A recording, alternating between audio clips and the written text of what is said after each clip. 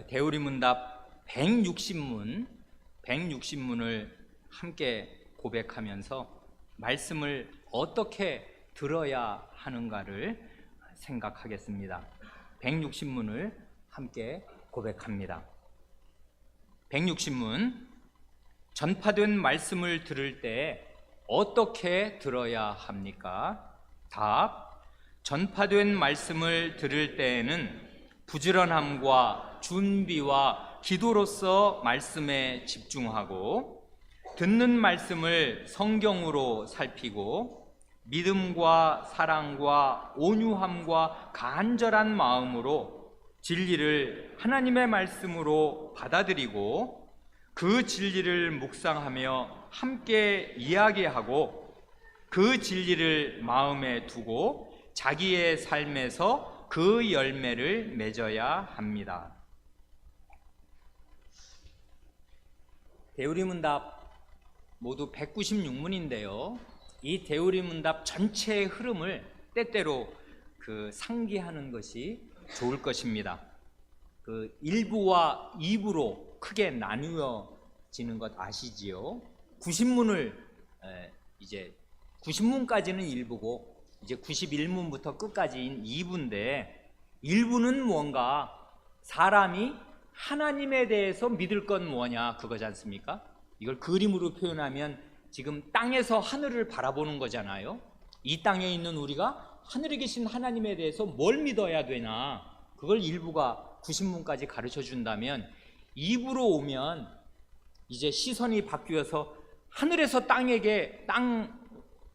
뭘 요구하시나, 그런 거지 않습니까? 하나님께서 사람에게 요구하시는 본분이 뭐냐 하는 것입니다. 사람의 본분이 뭐라고 하십니까? 그러니까 2부의 내용은 한마디로 하면 사람의 본분인데요, 이렇게 해야 사람답게 사는 것이다, 그것입니다. 이렇게 안 하면 그가 뭘 하든, 뭘 성취했든, 무슨 돈을 많이 벌었든, 어느 대학을 나왔든, 어떤 직장을 가졌든 사람답지 못한 것이에요. 사람의 본분을 잃고 사는 것입니다. 그러니 이게 사람됨의 핵심이라고 말할 수 있습니다. 사람의 본분이 도대체 뭐냐? 그건데요, 사람의 본분을 3가지로 가르쳐 주지 않습니까? 3가지란 하나님을 향한 회개, 그리스도를 향한 믿음, 그리고 은혜의 방도들을 부지런히 사용할 것, 이것입니다. 하나님이 사람에게 요구하시는 것, 회개해야지, 죄인인데 하나님께로 돌이켜야지, 그리고 그리스도를 구주로 믿어야지. 그런데 알겠습니다, 회개하고 믿을게요. 근데 어떻게 하고 회개하고 믿을 수 있나요? 결국은 은혜의 방도로 주신 것들을 부지런히 사용해야 회개도 할 수 있고 그리스도를 믿을 수도 있다고요. 그래, 이 은혜의 방도를 부지런히 사용하는 게 이게 사람의 본분입니다. 이렇게 제대로 안 하면 사람답게 살 수 있는 길 없어요. 그래, 그 은혜의 방도라는 게 뭡니까? 3가지지 않습니까? 말씀, 성례, 기도, 이것입니다. 그래, 그 말씀에 대해서 그동안 우리가 배웠습니다. 말씀이 어떻게 구원을 위하여 효력 있게 되는가? 어떻게 구원을 위해서 하나님의 말씀이 효력 있게 되냐 하면, 성신께서 성경 읽기와 특별히 강서를 써주셔서 구원을 위하여 이 말씀이 효력 있게 된다, 그렇게 우리가 배웠지 않습니까? 결국 읽기와 듣기입니다. 성경 읽는 것과 성경 말씀 듣는 것, 읽기와 듣기를 성신께서 써주셔서 우리가 이제 구원을 받고 구원받은 사람다웠게 살게 됩니다. 그래, 그동안 우리가 이제 공들여 배운 것은, 그럼 하나님 말씀 어떻게 읽어야 되냐, 이 성경 읽는 마음자리에 대해서 우리가 배웠고요. 그 다음에 바로 얼마 전까지 우리가 한 것은 이 말씀 누가 전해야 되는, 이제 그 다음에 읽기와 듣기인데, 듣는 거는 강서를 듣는 거니까요. 이 복음 강서를 누가 전하는 거야, 그리고 어떻게 전해야 되는 거야 하는 걸 우리가 바로 지난번까지 생각하였습니다. 오늘은 그렇게 하나님의 부르심을 받은 말씀의 사역자가 성신을 의지해서 제대로 강서를 전한다고 할 때 이게 결정적인 건데요. 그렇게 할 때 그 말씀 어떻게 들어야 하는 건가 하는 것을 160문이 말하고 가르쳐 줍니다. 오늘 우리가 누가복음 그 8장 11절부터 18절까지를 쭉 읽었습니다. 본문으로요. 이 8장 11절부터 1, 2, 3, 4, 5, 그 11절부터 15절까지는 예수님 자신이 말씀하신 비유에 대한 해석이지 않습니까? 그건 너무나 유명해서 우리가 길게 반복할 필요도 별로 없습니다. 씨 뿌리는 자의 비유를 주님께서 제자들에게 해석하여 주신 내용이 그 11절부터 15절까지의 5절입니다. 거기 그 4종류의 그 반응이 나오지 않습니까? 너무나 유명해서 다 잘 아시는 길가, 바위 위, 가시떨기, 좋은 땅, 요 4가지의 반응이 나온다 하는 것인데요. 우리 어린 사람들을 위해서 반짝 퀴즈를 내고 싶은데 그 누가복음 그 8장 그 11절부터 그 몇 절, 5절을 읽으면 말이에요. 요 4종류의 마음자리가 있다는 것 아니겠어요? 요 4종류의 마음자리에 공통점이 뭔 줄 아십니까? 똑같은 말이 거기 계속 나와요. 예를 들면 거기 12절 길가에 있다는 것은 하고 그 다음 말, 그 다음 13절 바위 위에 있다는 것은 하고 그 다음 말, 14절 가시떨기에 떨어졌다는 것은 하고 그 다음 말, 15절 좋은 땅에 있다는 것은 착하고 좋은 마음으로 어쩐다 하는 말. 공통점이 뭐예요? 한글 깨치면 이건 다 알 수 있는 거죠. 이 4가지 마음자리의 공통점이 뭐냐 하면 말씀을 듣는 것입니다. 듣는 거예요 지금. 그러니까 이 사람 교인이겠습니까? 교인 아니겠습니까? 이 세상 사람들은 하나님의 말씀을 아예 안 듣잖아요. 안 듣는다고. 못 듣고 안 들어요. 교회 안 나오잖아요. 안 듣는다고요.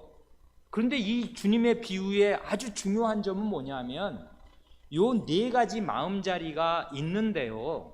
이 사람들이 하나같이 다 말씀을 듣는 사람들입니다. 거기 다 듣는다는 말이 나오잖아요. 그러니까 이 사람들 다 교인이란 말이에요. 이게 중요한 거지. 교인이냐 세상 사람이냐에서 이 사람들 요 4종류의 사람이라고 봐도 좋고 4종류의 마음자리가 다 교인들의 마음자리라고요. 길가는 그러면 어떤 것입니까?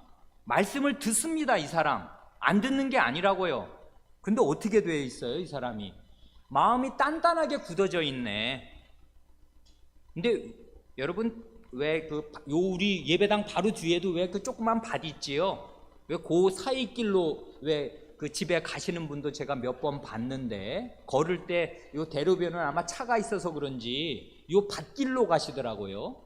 그럴 때 그 밭 사이로 난 길을 걸을 때 그 밭에 있는 그 길과 그 옆에 펼쳐진 밭의 땅의 차이가 뭐예요? 단단함의 차이지 않습니까? 그렇죠?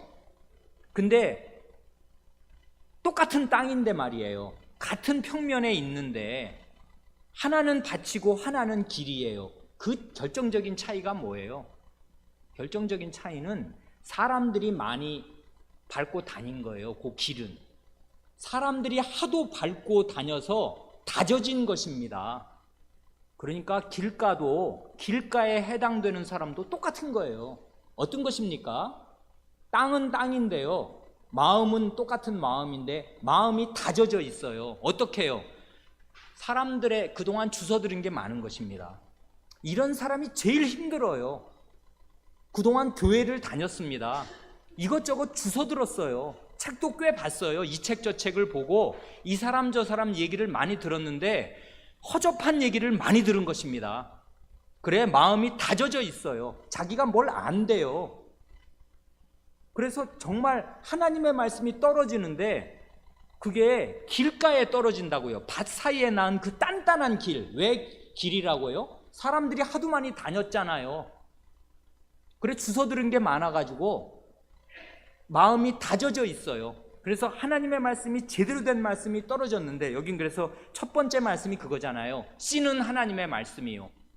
요즘에는 하도 엉터리 씨도 아닌 씨, 아무리 잘 받아봐야 생명이 나오지 않을 그런 씨가 뿌려지는 게 그게 문제지만, 여기서 주님은 그런 문제를 얘기하는 게 아니에요. 거짓 예언자의 문제를 여기서 얘기하는 게 아니라고요. 하나님의 말씀입니다. 이게 틀림없이 하나님의 말씀, 생명의 말씀, 하나님 그분의 말씀이 떨어졌는데 마음이 이렇게 단단하게 다져져 있으면 그게 아무 소용이 없다 그 말이에요.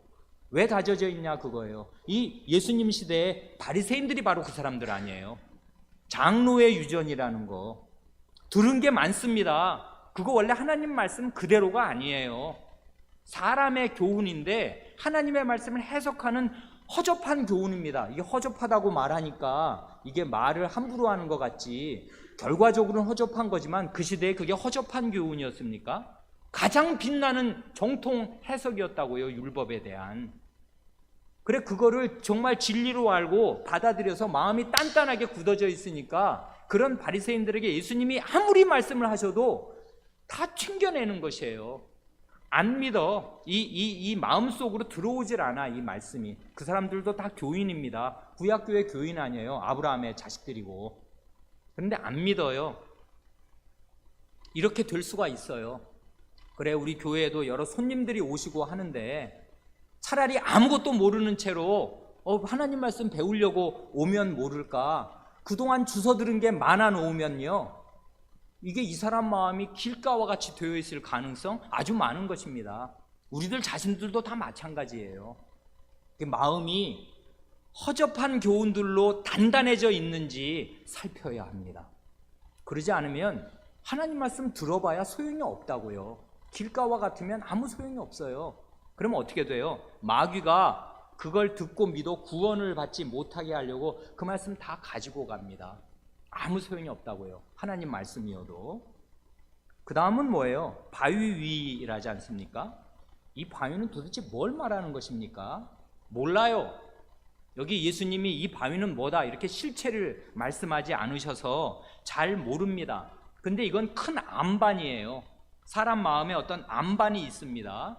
그런데 약간의 힌트가 있어요. 뭐예요? 그 뒤에 보면 시험 받을 때 배반하는 것입니다. 하나님 말씀을 들었습니다. 그리고 심지어는 이게 기쁨으로 받습니다.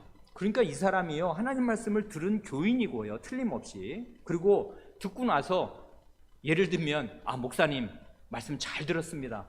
참 오늘 하나님 말씀 듣고 은혜 받았습니다. 즉각 반응을 보이는 사람이에요. 이 기쁨으로 받지 않습니까? 오늘 정말 좋은 강서를 들었다. 마음이 기쁘다는 거 아니에요. 이게 지금 허위이겠습니까? 위선이겠습니까? 아니에요. 하나님 말씀 듣고 기뻤습니다. 그러면 무슨 소용이 있냐고요. 그 다음 보면 소용이 없는데, 왜 소용이 없냐 하면요, 하나님 말씀 듣고 기쁨으로 받았는데 뿌리를 못 내려요. 왜요? 그 마음에 안반이 있어요. 그 안반은 뭘까요? 잘 모르겠는데 그 다음에 보니까 그 안반의 실체가 희미하게 나타나는 것 같습니다. 예를 들면 어려움이 닥친다고요. 시험이 와요. 시험이 오면 어떻게 되냐면 이 사람이 하나님 말씀대로 살려고 했더니 이거 엄청 살기도 어렵네. 훨씬 더 생활이 어려워지는 거예요. 이 말씀대로 살려고 하니까. 당연하지. 하나님 없는 세상에서 하나님 말씀을 지키고 살려면 그게 어떻게 탄탄대로가 열리나? 엄청 어렵습니다, 여러분.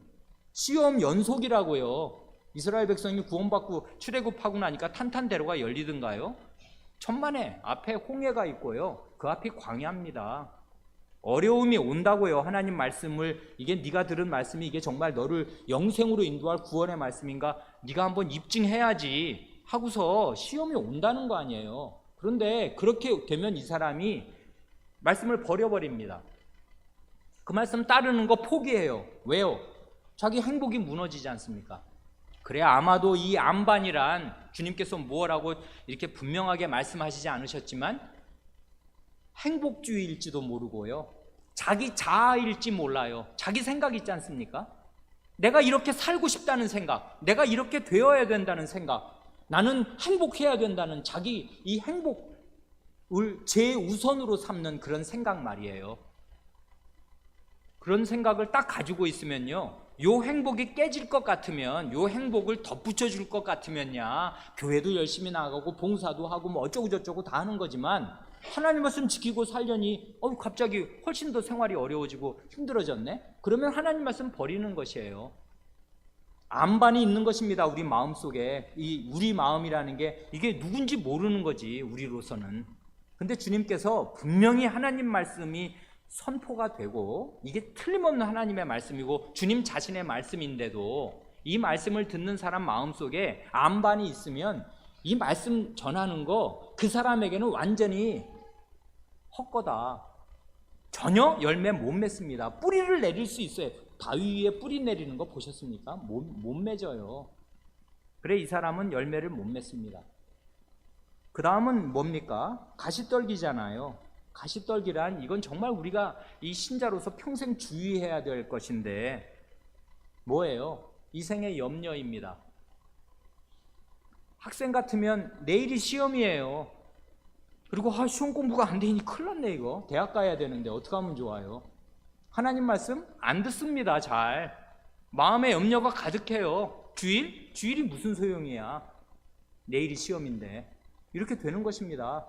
염려가 가득해요. 그리고 가장이 되어보세요. 그리고 주부가 되어서 먹고 살아야 되는데 남편이 실직하거나 가장 자신이 실직을 해보세요. 마음의 염려가 어떻게 나를 휘감나. 그러면 그런 염려를 뿌리 뽑으면서 하나님의 말씀을 듣지 않으면 어떻게 되냐면 그 염려가요 가시나무가 되어서 그 연약한 싹인 하나님의 말씀을 목을 졸라요. 결국 하나님의 말씀에 열매 맺지 못합니다. 그렇게 되면 하나님 말씀인데도 틀림없이 하나님 말씀 들었는데 소용이 없게 된다고요.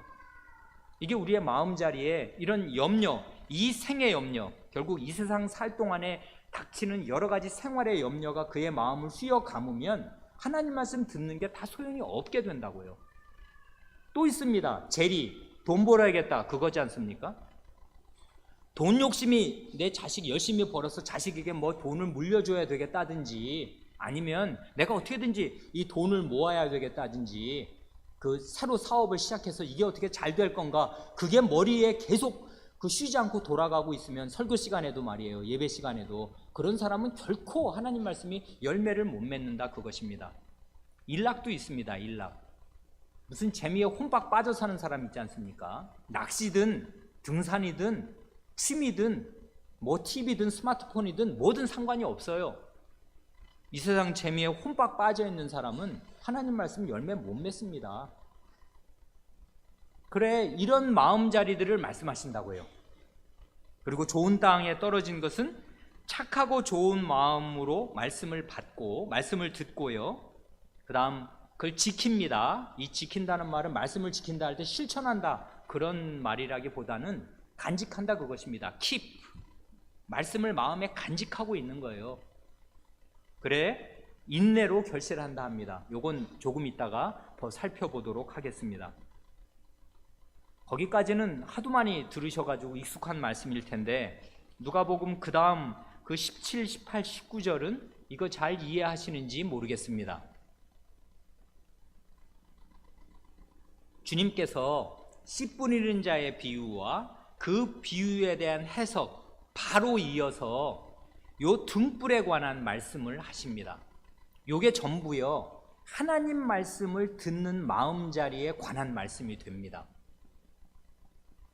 그래 오늘 우리의 주제 말씀을 어떻게 들어야 하는가 여기와 관련된 말씀이라고요. 요 말씀이 주님 말씀이 이렇습니다. 거기 16절 누구든지 등불을 켜서 그릇으로 덮거나 평상 아래 두지 아니하고 등경 위에 두나니 이는 들어가는 자들로 그 빛을 보게 하려 함이라. 이건 지금 말씀의 기능을 주님께서 말씀하시는 건데요. 주님 자신이 주님의 말씀을 가리켜 등불로 비유하십니다. 주님 말씀은 등불이에요. 그 등불 요즘 어린 사람들이야 등불이 뭔지를 생전 보기를 했나. 등불이요. 그러니까 뭐 모르겠으면 전깃불 생각하시면 됩니다. 이 저녁 예배 마치고 집에 딱 들어가면 어떻게 돼요? 어둑어둑해질 거 아니에요. 그러면 맨 먼저 이제 예배 드리러 오실 땐 불을 다 껐을 거고, 이제 문에 들어가면은 자기 방에 들어가면 어떻게 해요? 맨 먼저 스위치부터 누르잖아요. 불이 켜져야지. 아니면 어두컴컴한데 이제 겨울 같으면 오후 예배 끝나고 6시 반에 집에 가면 7시인데 깜깜할 거 아니에요. 아무것도 잘 안 보이고 이게 어둑어둑하다고.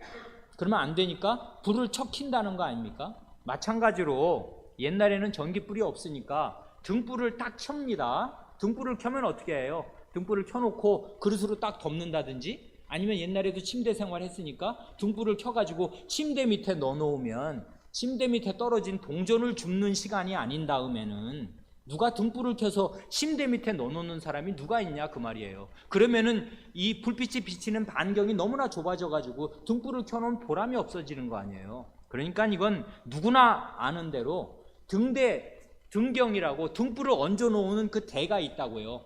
나무 받침대 같은 거. 그러니까 등불을 켜면 등경 위에 딱 올려놔서 온 집안을 훤히 비추도록 한다 그것입니다. 그래서 그 집안에 들어가는 자들로 그 빛을 보게 하려고. 그러면 비로소 이 집안에 있는 어둑어둑했던 실체가 이제 환히 밝아지게 될 것입니다.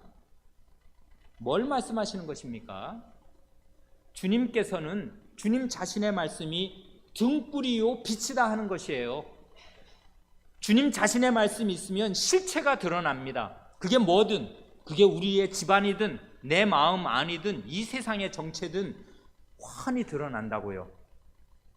주님은 결코 자신의 말씀을 숨기지 않으세요. 몰래 이런 식으로 안 하시고, 처음에는요 사람이 완악해져서 하나님 말씀을 안 듣기로 귀를 막으니까 나중에는 비유로만 말씀하신 것이지, 언제든지 주님은 이게 그리스도로 나타나셔서는 공개적으로 여러 사람들 앞에 이 빛을 비추셨습니다.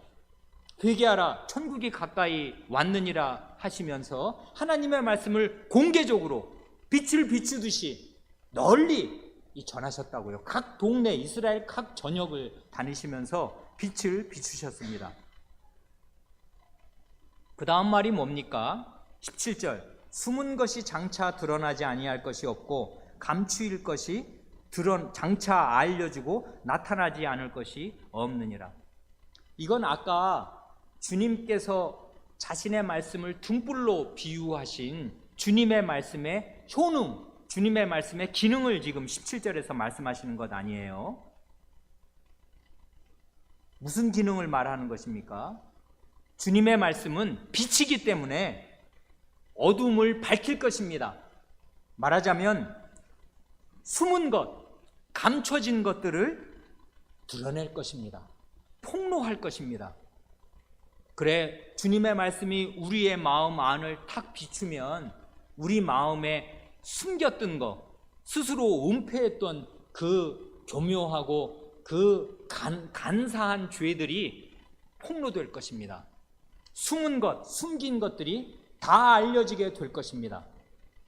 주님 말씀이 이 세상을 비추면 이 세상 사람들은 그것을 자기의 영광으로 알고 대단히 훌륭한 것이라고 알고 다 떠받들고 나도 그렇게 되고 싶은 것이라고 생각했던 그것의 그 추악한 진면모가 무엇인지를 주님 말씀이 환히 밝히게 될 것입니다.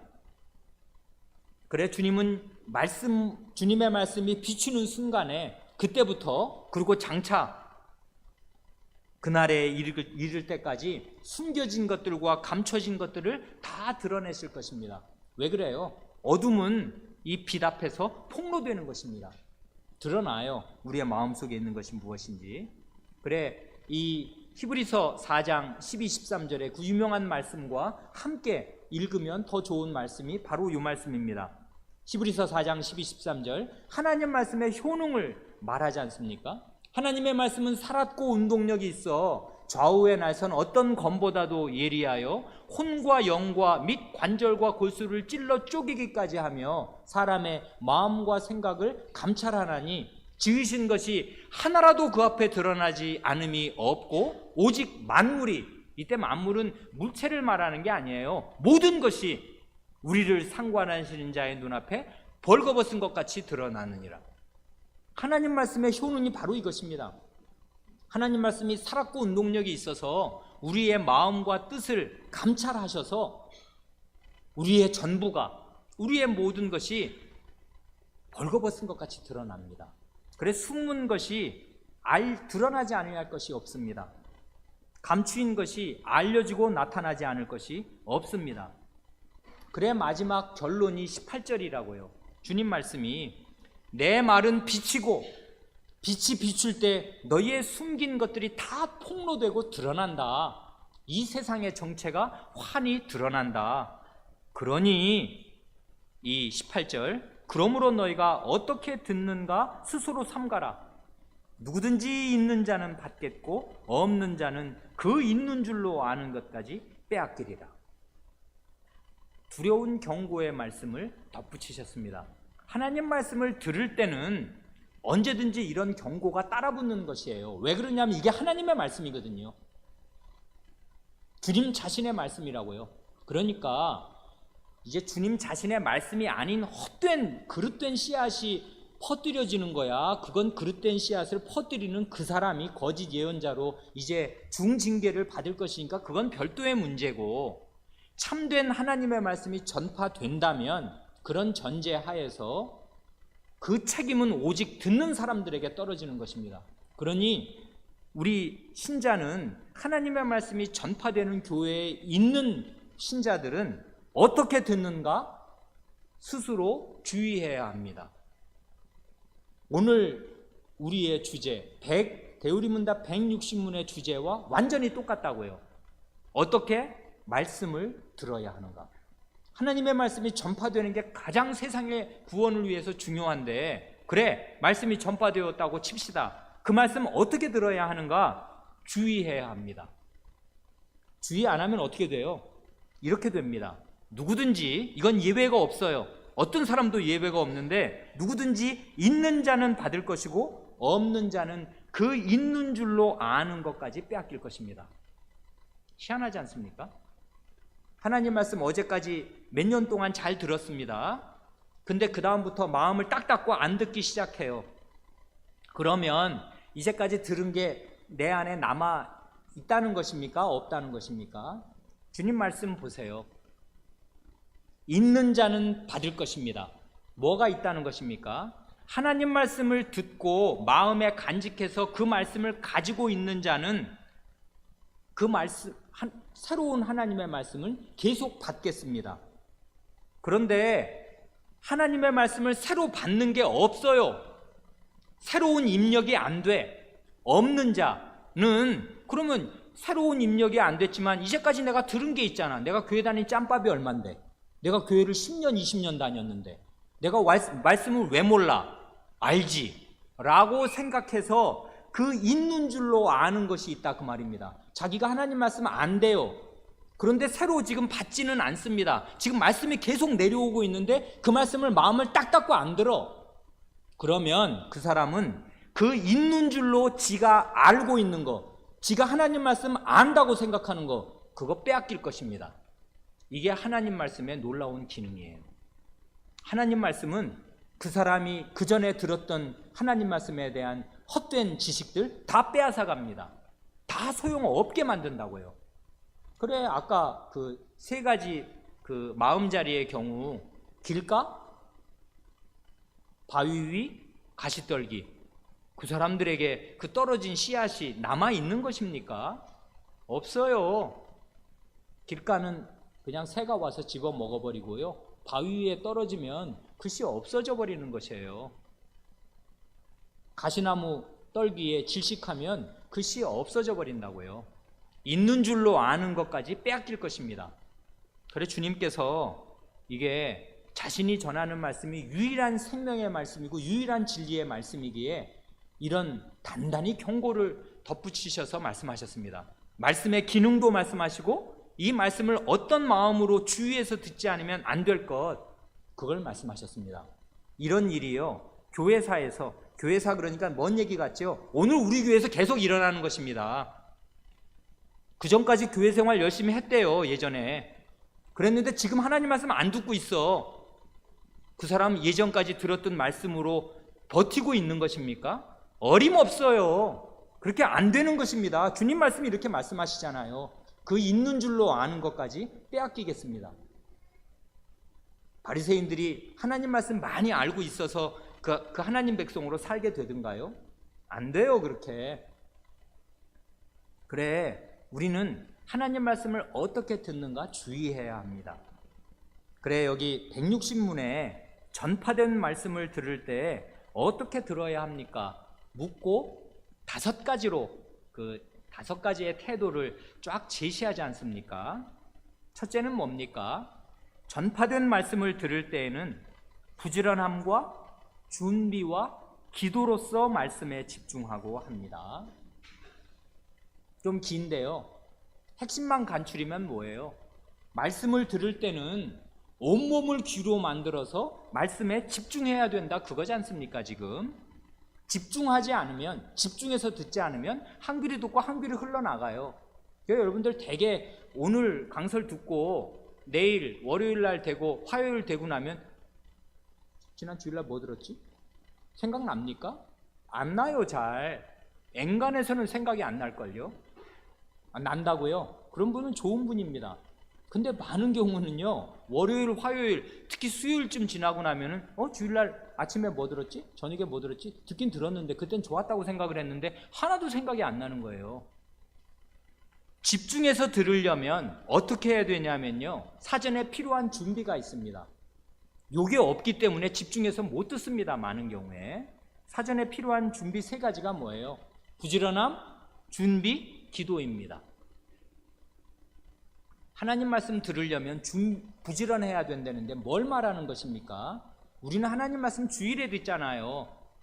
주일을 예비하기 위해서 주일에 하나님 말씀 들으러 오려면 부지런히 6일을 생활해야 돼요. 학생 같으면 월요일날 시험이 있잖아요. 그러면 부지런히 토요일까지 시험 준비를 맞춰 놔야 됩니다. 그러지 않으면 주일날 오면은 그 염려가 마음을 짓눌러요. 그러면 하나님 말씀 못 듣게 된다고요. 부지런히 자기 할 일을 6일 동안 맞춰 놔야 돼요. 그래 부지런해야 합니다. 하나님 말씀 들으러 올 때는 생활이 부지런해야 돼요. 그리고 준비해야 됩니다. 하나님 말씀 들을 준비를 해야 돼요. 마음의 준비도 해야 되고 생활의 준비도 해야 돼요. 특히 주부들 같으시면 주일 되면은 밥 차려 먹을 것도 꼭 주일이라고 밥 안 먹는 거 아니지 않습니까? 내일 뭐 먹지? 미리미리 재료 사서 준비해 놔야 하고요. 주일을 주일답게 보내기 위한 준비가 필요하고 특별히 하나님 말씀 들을 마음의 준비가 필요하다고요. 그래서 성경에 보면 이날은 안식일 예비일이라 이런 말이 있지 않습니까? 이 유대인들이요, 안식일 지키려고 안식일 전날, 안식일은 옛날 우리 이제 월화수목금토로 하면 토요일이지 않습니까? 금요일이 뭔 날이냐면 이 사람들은 제6일이 안식일 예비일이라고요. 내일은 안식일이야. 그럼 안식일에는 하지 못할 것들이 쭉 있어요. 불 때도 안 되거든. 그러니까 미리미리 음식을 장만해놔야 될 준비들이 필요합니다. 그래 오늘 우리 요즘 시대는 그게 완전히 무너진 시대라 이런 말 들으면 이게 딴 나라 얘기 같겠지만 주일을 준비하는 날로 토요일이 아주 중요하다고요. 토요일 보내는 것을 보면 저 사람 주일 어떻게 보낼지 대강 보이는 것이에요.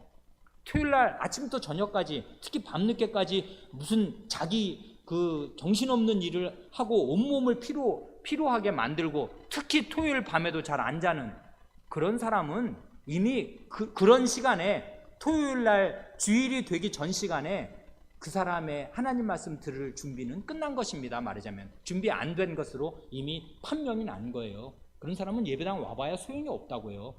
왜냐하면 집중된 마음으로 하나님 말씀에 집중할 수가 있나? 일단 졸리네. 어젯밤에 잘 안 잤지 않습니까? 상습적으로 조는 사람들이 있습니다. 예배 시간에 우리 교회에도. 왜 그래요? 아니 사람마다 잠 타이밍이 다를 수가 있고요. 정말 요즘엔 불면증도 심각한 말하자면 그 장애이기도 합니다. 그렇게 불면증을 앓으신 분들은 참 안 됐습니다. 그래 그런 걸로 이제 앓으셔서 그렇게 예배 시간마다 그 혼곤하고 어려우신 분들은 참 동정적으로 우리가 생각해야 마땅하겠습니다만은 생활 습관이 잘못되어서요. 의지적으로 고쳐야 되는데 안식일 예배일인 것도 다 잊어버리고서 자기가 그냥 주일날 토요일날 새벽, 그러니까 주일 새벽까지 말이에요. 뭘 자꾸 딴 일을 하고 딴짓을 시커 하고 난 다음에 주일날 와서 졸립니다. 아침 예배 졸리는 거 이해가 돼요. 자, 그러면 오후 예배 우리는 5시니까 점심 먹고 자야 될 거 아니에요. 1시간 반 이상 자면 저녁 예배 때 안 졸 수 있잖아요. 그런데 이 사람은 아침에도 졸고 저녁에도 졸고 오후 예배 때도 또 졸립니다. 뭡니까 이 사람? 하나님 말씀을 들으려는 준비, 부지런함 없는 것이에요. 이 사람은 지금 하나님 말씀 들으러 나온 게 아닙니다. 종교 생활하러 나온 거예요. 교인으로 그냥 종교인으로 온 거라고요. 이건 하나님 말씀 앞에 서는 자세가 아니라고요. 하나님이 어떤 분인데 하나님 말씀을 그렇게 들으러 옵니까? 그래, 기도가 거기 들어있어요. 뭘 말하는 것입니까? 기도는 누구한테 하는 것입니까? 하나님 말씀 듣기 전에 그 말씀을 들어야 하는 자기 자신을 위해서, 그리고 그 말씀을 전해야 하는 목사를 위해서 우리는 반드시 기도해야 합니다. 목사가 자판기가 돼 설교 자판기처럼 누르면 설교를 잘할 수 있는 게 전혀 아니라고요. 목사는 죄인입니다. 그리고 사람일 뿐이에요. 사람이 어떻게 하나님 말씀을 전한단 말입니까? 그게 어떻게 하나님 말씀이 된단 말이에요. 사람의 말일 뿐이지. 그런데 하나님의 말씀이 우리가 이제까지 누누이 살펴본 대로 사람이라는 이 부르심을 받은 기관을 쓰셔서 자기 말씀을 하나님이 하시는 게 이게 하나님의 법칙이고 하나님 말씀에서 움직일 수 없이 보여주는 뜻이라고요. 그러니 어떻게 하면 좋아요? 하나님의 말씀인데 사람을 기관으로 쓰셔서 나오네. 그러니 그 사람이 얼마나 연약해요. 그러니 이 연약한 사람이 하나님의 말씀을 실수 없이 손상됨이 없이 온전하게 전할 수 있게 하여 달라고 기도해야 합니다. 그래야 내가 그 입을 통해서 하나님 말씀을 들을 거 아니에요. 그러니 우리는 목사를 위해서 기도해야 마땅하고요. 그리고 그 말씀을 듣는 나 자신을 위해서, 그리고 내 식구들을 위해서, 그리고 우리 교인들을 위해서, 형제 자매를 위해서 기도하지 않을 수가 없어요. 기도할 것이 많은 것입니다. 그러니까 이게 전부 사실 하나님 말씀 듣기 전에 준비에 속하는 것들이라고요. 이렇게 안 하고 왔어요? 그러면 사실상 게임은 끝난 것입니다. 그냥 돌아가나 앉아서 듣나 결과는 마찬가지라고요. 이런 무성의한 태도로 듣는 말씀, 너희가 어떻게 듣는 것을 스스로 주의하라 하시는 말씀에 딱 걸리는 것입니다. 하나님 말씀 들으러 온 것이 아니에요. 그는 그냥 종교 생활을 하러 온 것이지. 그러니까요, 이 말씀 듣기 전에 준비, 집중해서 들어야 한다는 이 사실, 하나님 말씀으로 들어야 한다는 이 사실은 우리에게 부지런함, 준비, 기도를 요구한다고요. 이게 없으면 백약이 무효입니다. 그게 실제 하나님의 말씀이어도 무효라고요. 소용이 없어요. 그 다음 둘째는 뭡니까? 듣는 말씀을 성경으로 살피고 합니다. 이건 아주 절묘한 듣기와 읽기의 조합을 지금 말하는 거지 않습니까? 듣기와 읽기가 병행되어야 할 것을 지금 말하지 않습니까? 아, 오늘 강설 참 잘 들었다. 뭐 은혜 받았다. 그런 말이 얼마나 그게 무책임한 말이겠습니까? 잘 듣긴 뭘 잘 듣습니까? 들었으면 어떻게 해야 되는 것입니까? 들을 때부터 성경으로 살펴야 된다고요. 듣고 나면 어떻게 해야 되냐면 성경을 읽고서 자기 눈으로 확증해야 돼요. 반드시. 그래야 그게 자기께 됩니다. 이렇게 해본 분과 안 해본 분의 차이는 본인이 해보면 알아요. 아, 오늘 설교 잘 들었대요. 아주 은혜 받았답니다.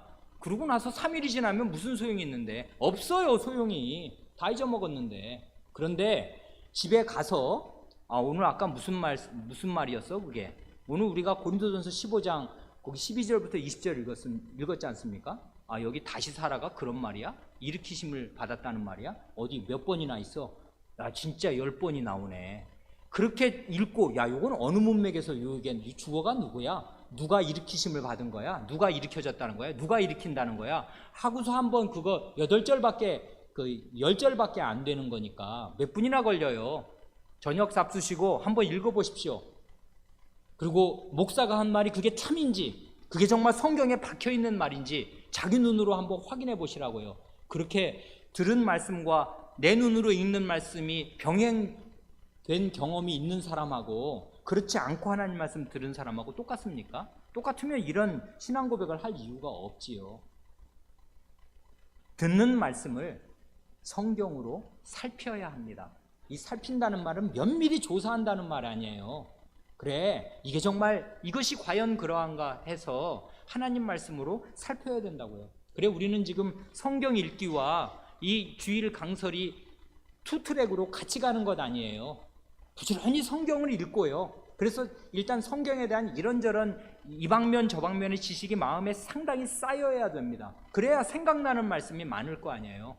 그래, 그런 말씀이 평소에 이 저변에 깔려 있어야 하고, 특별히 강설을 들으면 그 강설이 그게 뻔한 얘기가 아니면 주해가 거기 들어있다는 거 아니에요. 본문을 전에 없이 새롭게 보게 해주는 그 내용이 거기 들어있단 말이에요. 그러면 들었으면 아, 신기하다, 잘 배웠네, 이러면 그게 자기께 되는 것입니까? 안 된다고요.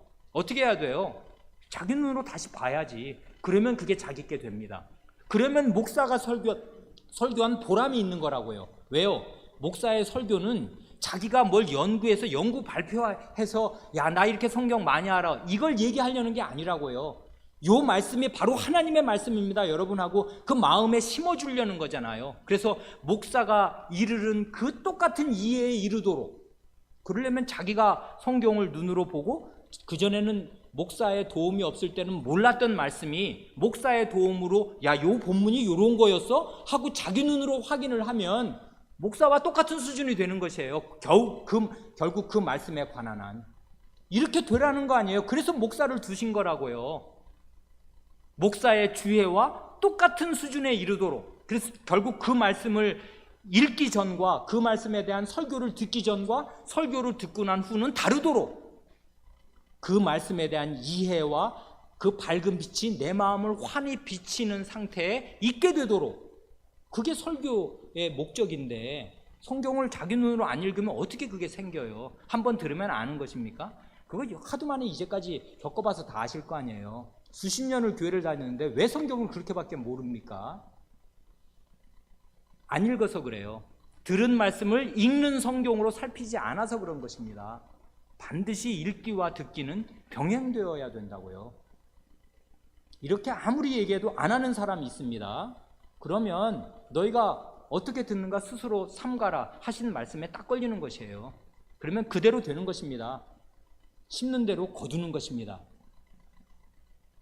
그 다음, 그래, 이제 듣기와 읽기가 병행되는 그 베레아 사람들의 모범이 있지 않습니까? 거기 각주 1050번입니까? 거기 사도행전 17장 그 11절 이하에 나오는 거. 베레아 사람은 데살로니가에 있는 사람보다 더 신사적이어서 간절한 마음으로 말씀을 받고 이것이 그러한가 하여 성경을 상고함으로 그 중에 믿는 사람이 많고, 사도의 말이라도 이렇게 확증함으로써 믿음에 이르게 된 것이에요.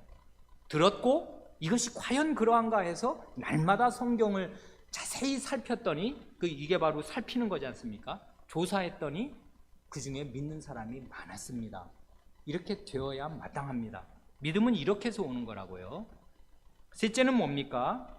믿음과 사랑과 온유함과 간절한 마음으로 진리를 하나님의 말씀으로 받아들이고, 믿음, 사랑, 온유함, 간절한 마음을 말합니다. 이게 바로 이제 아까 우리 두 번째 듣는 말씀을 읽는 말씀으로 살피는 거. 이거는 지금 말씀을 들을 때도 그렇게 해야 되고 듣고 난 뒤에도 집에 가서 또 날마다 시간 나는 대로 그렇게 해야 된다는 거. 이건 들을 때 그리고 듣고 난 뒤에. 그런데 셋째는 이게 들을 때 어떻게 들어야 되나, 그 마음자리를 얘기하지 않습니까? 믿음, 사랑, 온유함, 간절함, 이런 마음자리를 말합니다. 이게 아까 주님께서 말씀하신 착하고 좋은 마음, 바로 그것일 것입니다. 착하고 좋은 마음이란 이런 마음입니다. 믿는 것이에요. 이게 우리가 하나님 말씀을 기존에 알고 있는 신자로서 목사의 설교를 듣습니다. 그러면 저게 지금 목사가 자기 얘기를, 자기 썰을 푸는 건지, 자기 사상, 자기 얘기를 하는 건지, 아니 분명히 하나님의 말씀을 전하는 건지 하나님의 백성은 압니다. 이게 희한한 일인데요. 어린아이라도 알아요. 어떻게 아냐고요? 양은 목자의 음성을 듣습니다. 이게 양의 기능이에요. 그게 양의 본능이에요. 그게 생명이 있는 증거예요. 생명이 있는 사람은 반드시 생명의 말씀을 듣고 알아봅니다.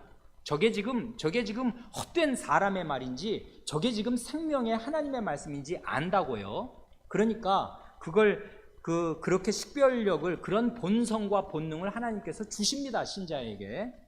그래, 그 진리의 말씀을 새로 들으면 그 말씀을 전폭적으로 신뢰해야 돼요. 마음으로 딱 받아들여야 된다고요. 거기 증거성구 나오는 거 보세요. 1051번입니까?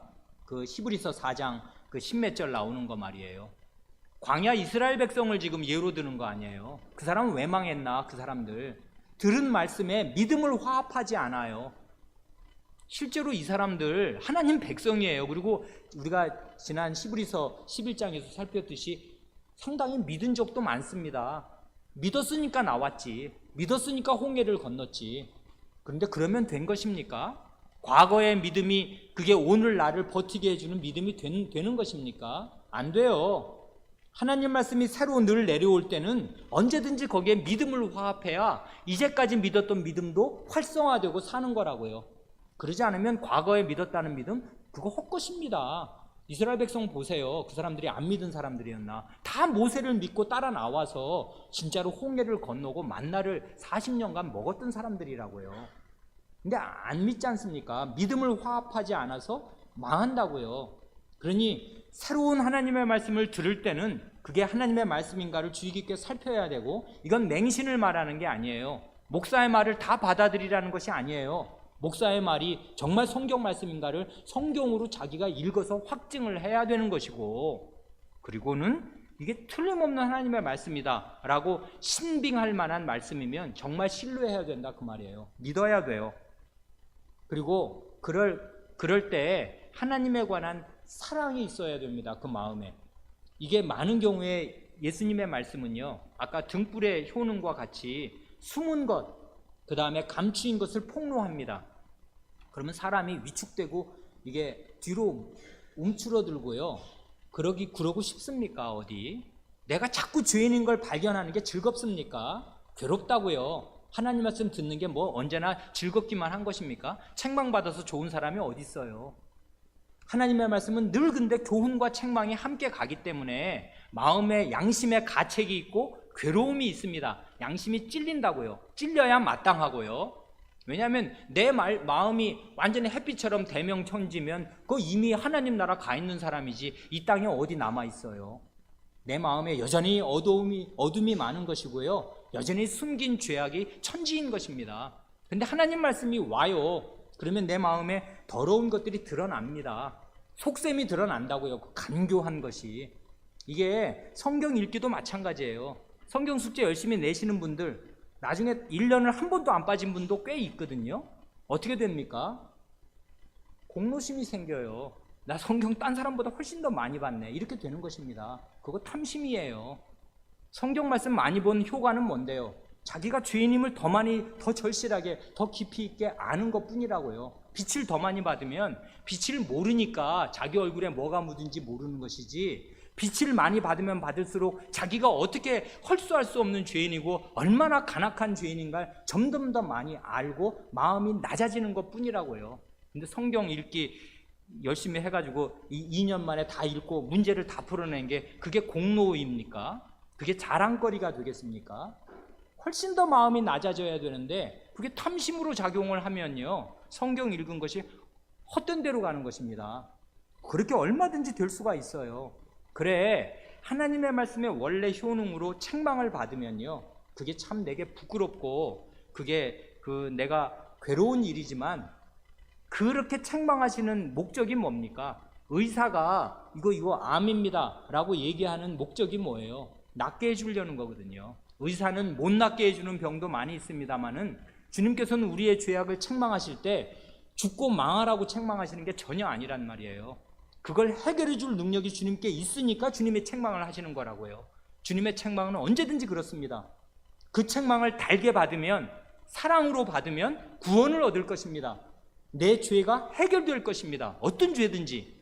그러니까 주님의 말씀을 들을 때는 믿어야 하고 사랑으로 받아야 합니다. 책망이라도. 그게 결국 사랑을 깔고 하시는 말씀이니까 그래요. 심지어 그렇지 않습니까? 너는 반드시 죽으리라.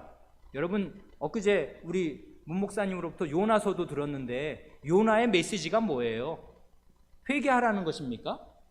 3일 뒤에 이 성 망한다 그거예요 지금. 그러지 않습니까? 메시지는 그거라고요. 그냥 망한다 그걸 얘기했어요. 그랬는데 그 사람들이 그냥 회개했어요. 아, 그럼 망한다 그게 하나님의 말씀이면 망해야지 왜 안 망해? 주님이 너는 그렇게 하면 반드시 죽는다라고 말씀하시면 죽으라고 하는 말씀이 아니고요. 너 이렇게 하면 죽을 거니까 회개하라 그 말씀이라고요. 그러니까 심판을 선언하는 말씀도 그럼 심판하면 되는데 왜 심판을 선언하는 거야?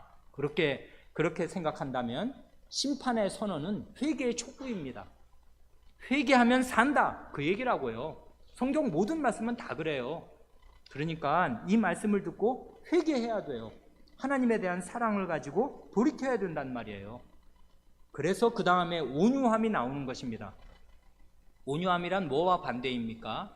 온유함이란 부드러울, 그게 따뜻할 온자고 부드러울 유자 아니에요. 부드러움, 따뜻하고 부드러운 마음인데요.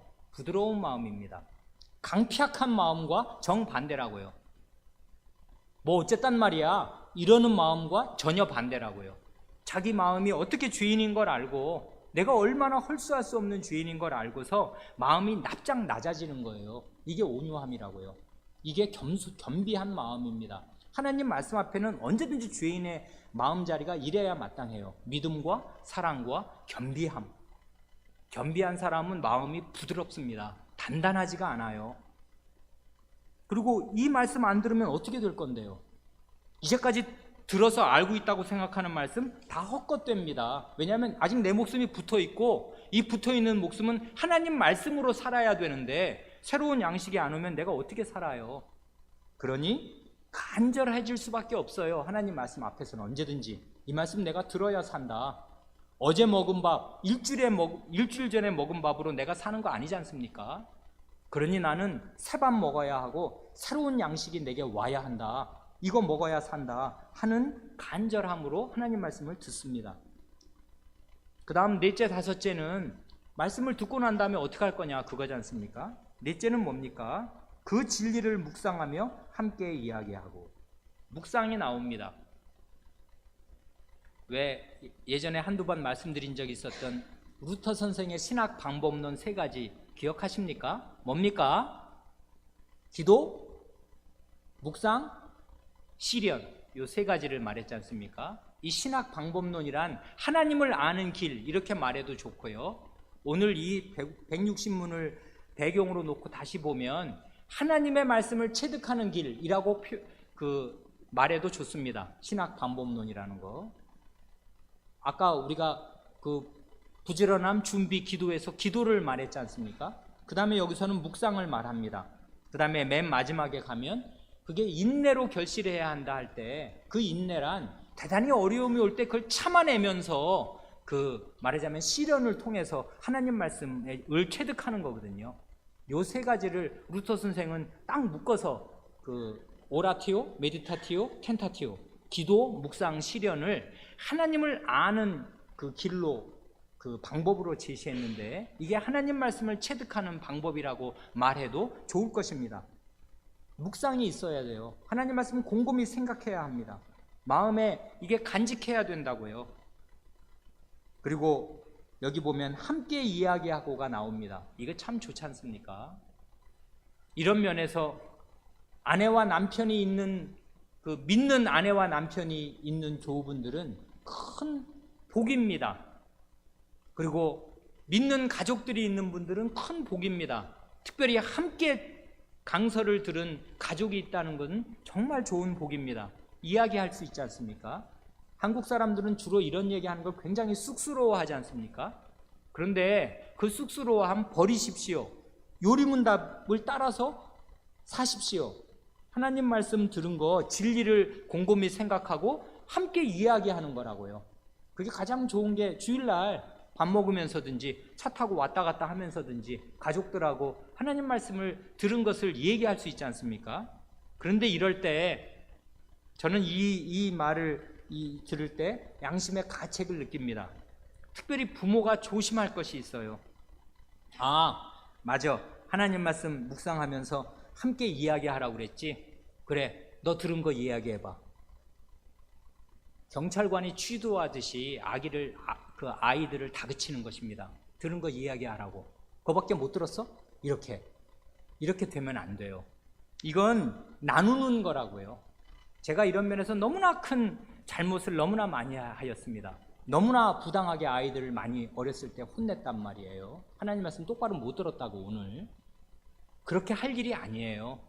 왜 아니냐면 자기가 하나님 말씀 들었으면 하나님 말씀 듣고 자기가 잘못한 거, 자기가 책망을 받은 거, 그게 자식한테 할 수 있는 얘기가 있고 할 수 없는 얘기가 있겠습니다. 자식들의 상태에 맞게 가려야 그런 분별력은 당연히 있어야 되겠습니다만은 자식과 함께 나눌 수 있는 하나님의 책망의 말씀이 자기 마음에 있다고요. 아, 아빠가, 아니 엄마가 이런 말씀을 들었는데 사실은 내가 우상 숭배자였다. 이런 게 내 마음에 가득했었다. 근데 오늘 하나님 말씀은 이런 거 버리라고 그러신다. 그래, 나는 이 말씀 듣고 참 내가 잘못했다는 거 깨달았다. 아, 이걸 얘기할 수 있는 거지 않습니까? 그렇게 하면 자식이 그 말씀을 알아듣는다고요. 이게 하나님 말씀 함께 나누는 거지 않습니까? 그리고 어린아이라도 뭐 작은 거 하나라도 들으면 아주 칭찬해 주십시오. 그래, 더 들을 수 있도록. 그래, 하나님 말씀을 나누는 것이지 그게 고문하는 시간이 되면 절대로 안 된다고요. 근데 많은 부모가, 열심히 있는 부모들은 자식을 고문하는 거잖아요. 예배도 힘들었는데 예배 갔다 와서 또 취조를 받아야 되니 주일은 뭡니까? 악몽이라고요. 어린아이들에게 너무나 지겨운 시간을 견딘 것도 힘들었는데 갔다 와서 또 취조를 받아야 되네. 도대체 이 날 없앴으면, 빨간 날 없앴으면 좋겠다. 이렇게 되면 큰일 아니에요. 이렇게 되면 정말 바리새인들이 나오는 것입니다. 이 교회 안에서 잘 배웠대는데 징글징글한 하나님의 진리에 대해서 이렇게 되는 것이에요. 이렇게 안 되도록, 주일이 즐거운 날이 되도록 자기가 하나님 말씀을 즐긴 것을 혹은 책망받은 것을 나누면 될 것입니다. 함께 이야기할 수 있는 가족이 있다는 거 얼마나 큰 복인지 알 수 없습니다. 다섯째는 뭡니까? 그 진리를 마음에 두고 자기의 삶에서 그 열매를 맺어야 합니다. 진리를 마음에 두라는 거지 않습니까? 이게 그 씨 뿌리는 자의 비유 맨 마지막 말씀에서 지키어 인내로 결실하는 자니라 할 때 그 지킨다 그 말씀입니다. 마음에 둔다는 말이 이런 말이에요.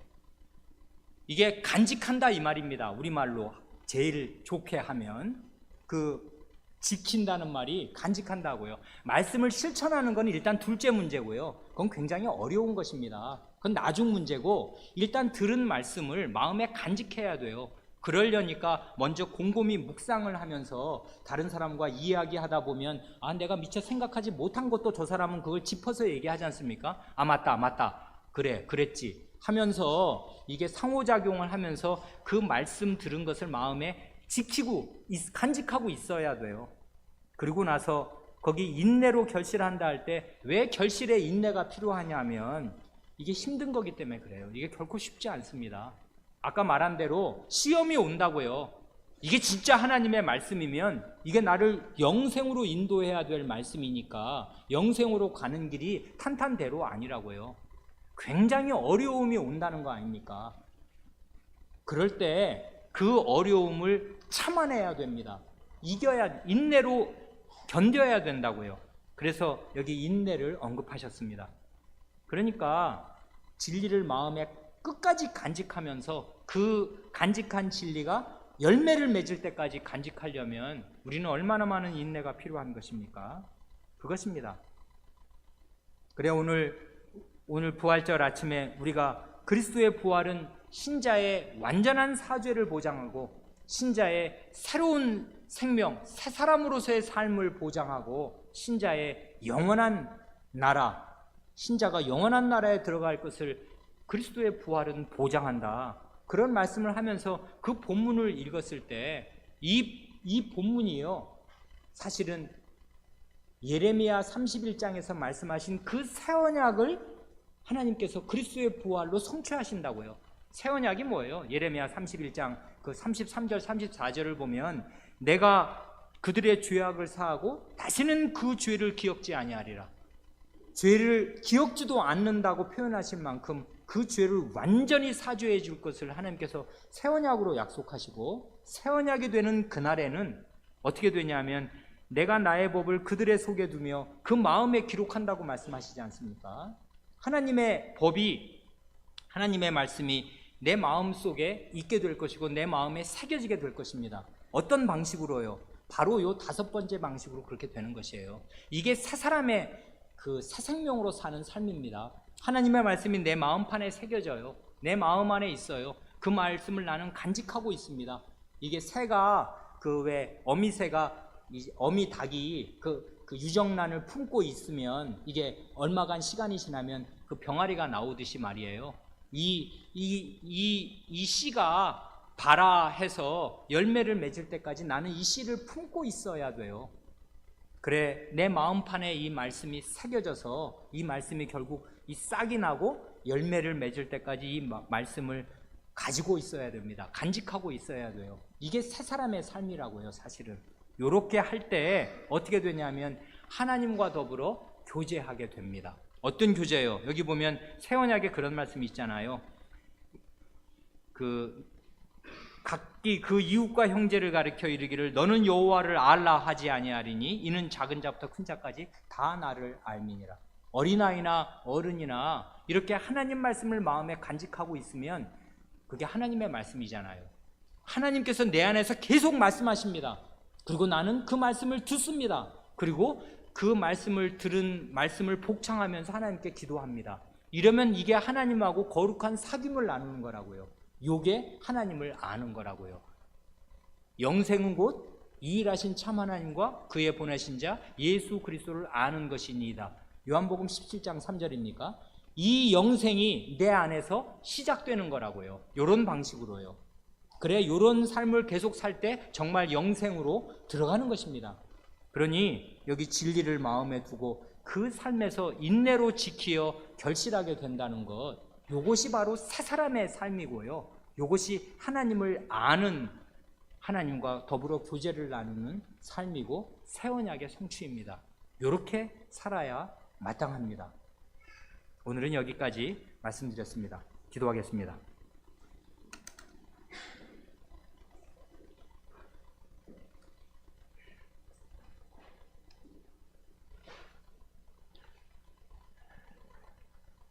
하나님 아버지, 저희가 살아계신 하나님께로부터 하나님이 부르시고 은사를 주신 사람을 통하여 하나님의 말씀을 듣는 것도 보통 일이 아니고 여기에 구원이 다 걸려있는 일이겠사오나, 목사를 통하여 바른 하나님의 말씀이 전파되었다 하더라도 그 말씀을 어떻게 듣느냐에 따라 결과가 천차만별로 달라지게 되는 두려운 사실을 접할 때 우리 주 예수 그리스도의 말씀대로 이 말씀을 어떻게 듣는가를 저희는 삼갈 수밖에 없사오며 스스로 주의할 수밖에 없는 것을 다시금 생각하옵니다. 주님, 주님의 말씀을 저희는 어떻게 들어야 할지 주의할 수 있게 하여 주시고 이 신앙 고백과 주님의 말씀에서 경고와 경계를 받아서 있는 줄로 아는 것까지 빼앗기는 그런 불쌍하고 누추하고 아무것도 없는 자리에 떨어지지 아니하고 있는 자는 더 받아 넉넉하게 되어 내가 온 것은 양으로 생명을 얻게 하고 더 풍성히 얻게 하려 함이니라 하신 말씀이 이 교회 안에 저희 각 사람 안에 다 성취되게 하시옵소서. 저희로 영생의 말씀으로 생명을 얻게 하시며 더 풍성한 삶을 계속 얻고 더 나아가게 하시옵소서. 우리 구주 예수님의 이름으로 기도하옵니다.